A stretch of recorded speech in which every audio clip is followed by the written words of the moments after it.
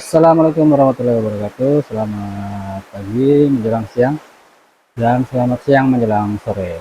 Oke, buat teman-teman yang masih stay di channel Sore ACS, saya ucapkan selamat bergabung kembali. Dan kali ini saya kembali hadir ya untuk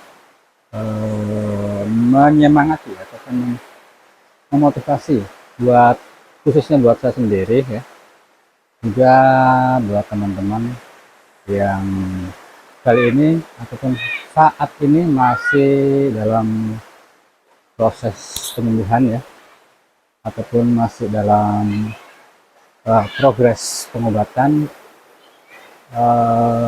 dalam menghadapi gejala asam lambung ataupun GERD anxiety ya. Oke, kali ini saya beserta keluarga dan kebetulan anak saya juga sudah mandi di sungai Malela. Ini adalah apa namanya, wisata Watu Maeta. Adik, situ dingin nak, jangan main di sini, licin, dalam sekali Rehan sana. Oke, terputus ya, kali ada anak saya mau main di sini, padahal di sini airnya itu kencang, makanya saya larang, terus kemudian saya larikan, arahkan lagi ke sana.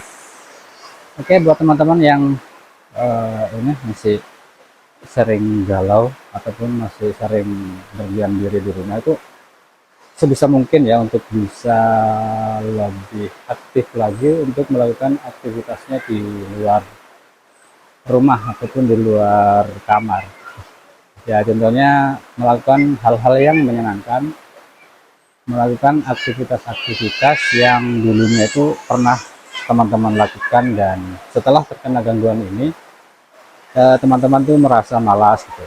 Nah, itu memang sudah apa ya, kayak otomatis gitu, karena saya juga merasakan setelah kemarin saya sempat relapse sebenarnya tahun 2025 kemarin ya, bulan bulan 6 kalau nggak salah ya, saya sempat relapse. Dan waktu relapse itu memang ternyata perasaan ataupun sensasinya itu dua kali lipat dari sebelumnya, dari yang pertama ya. Jadi sebelum terkena, jadi sebelumnya itu ya, saya itu terkena gangguan aslam ataupun GERD anxiety itu. Saya terkena itu tahun 2021 bulan Juli ya, hampir sama ya, kemarin bulan Juni waktu relapse ya, waktu kena pertama di bulan Juli 2021. Dan saat terkena saat relapse itu ya, memang sangat luar biasa. Perasaanku tuh kayak dua kali lipatnya sensasinya, nggak sama seperti waktu pertama ya.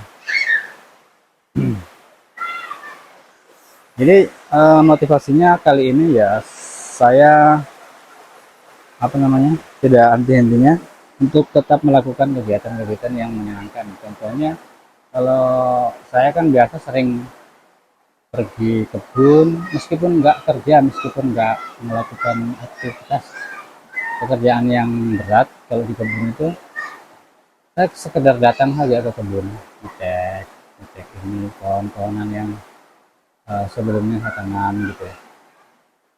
Dan untuk tahun ini saya mungkin akan lebih sering di kebun juga ya, karena saya kebetulan ada lahan di sekitar sini juga ya, di sekitar sungai ini. Kalau dari sini sekitar 1 sampai 2 kilo, enggak sampai 2 kilo lah, itu nyampe di kebun saya, di lahan saya. Rencana di situ saya akan tanam sawit ya.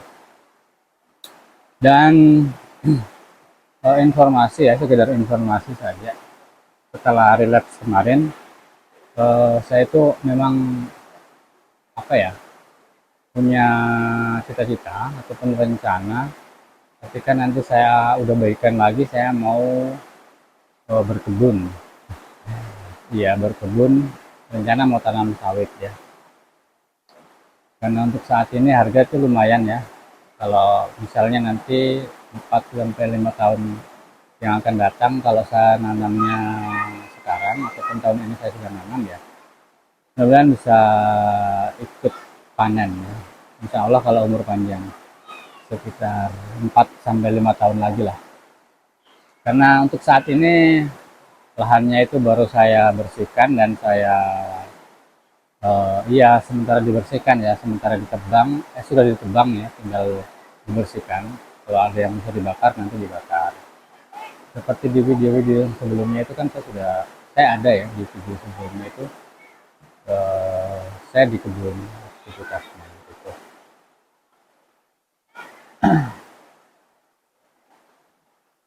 Oke, saya lagi mantau anak-anak, kebetulan ini udah lewat jam 12 ya, jadi udah bisa mandi lah.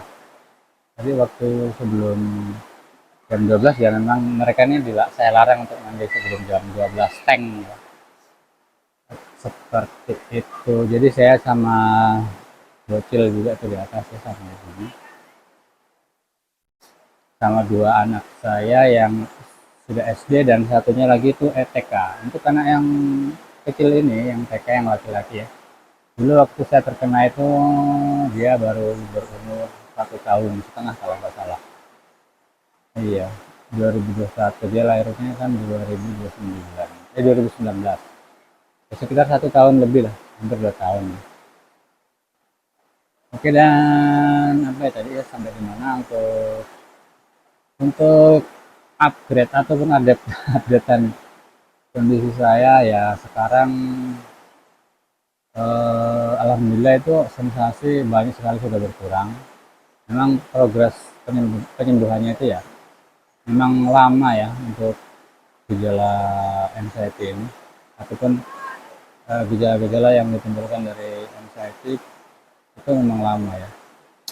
Dan waktu relapse kemarin juga saya tuh anxiety-nya memang tinggi banget dan bisa dibilang itu 2 kali lipat daripada yang sebelumnya. Dan progres penyembuhan ataupun tahapan pemulihan saya itu sekitar 3 ke 4 bulan, sekitar 3-4 bulanan lah ya. Saya kembali ke ini pola makan ya, saya perbaiki di pola makannya, pola pikir itu sekitar 2 sampai 3 bulan ya. Terus kemudian setelah itu baru ada progres perbaikan dan sampai saat ini sebenarnya masih ada ya sensasi sensasi tidak nyaman itu kadang-kadang masih muncul untuk kali saat ini.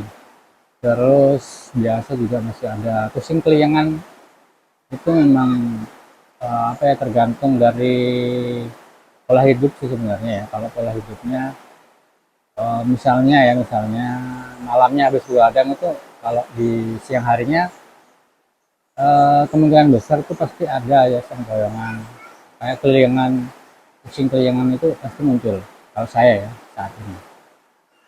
Dan kebetulan memang tadi malam 2 malam kemarin ini saya begadang ya karena ada teman yang nikahan dan tadi pagi saya ngantar ke apa namanya di teman pengantin perempuannya untuk diijab kabulkan. Dan sementara tadi berlangsung waktu pengantaran itu saya langsung pulang karena memang ada jadwalnya anak-anak main ke sini jadi saya tetap pulang seperti itu. Terus apa namanya ya udah sampai nyampe sini sudah anak-anak langsung minta mandi, ya udah mandi aja langsung sambil saya tungguin saya bikin video ini. Oke jadi seperti itu untuk pembahasan kali ini untuk update update kondisi kesehatan saya ya. Dan untuk sensasi lain itu ya seperti aktivitas yang berat-berat itu juga saya belum terlalu ini ya, belum bisa memaksakan karena memang masih cepat capek ya kalau orang-orang yang kena anxiety ataupun GERD itu gampangan capek, ngos-ngosan itu masih saya alami ya. Untuk batasannya sih saya sudah ini maksudnya saya juga paham ya. Jadi kalau misalnya lagi kerja ataupun aktivitas yang berat itu, kalau misalnya ada capek, rasa capek itu saya hentikan dulu sementara, untuk terus kemudian diistirahatkan dulu. Terus selanjutnya nanti kalau udah reda, udah enakan lagi, udah napasnya udah nggak ngos-ngosan lagi, nggak capek, itu baru dilanjut lagi.